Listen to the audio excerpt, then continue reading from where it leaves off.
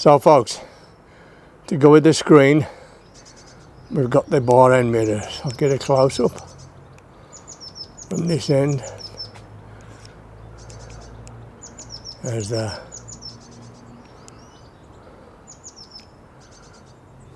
I'd say now it's pretty much done. Front end is absolutely complete. I'm very, very happy with that. Very, very happy with the screen and bar end mirrors. Again, I'll do the close up. They're pretty good. They're an easy fit. An easy fit. Don't have to do much alteration. Just drop the collars out, put them in, and put them on. So there you see it on the cockpit end. The cockpit end.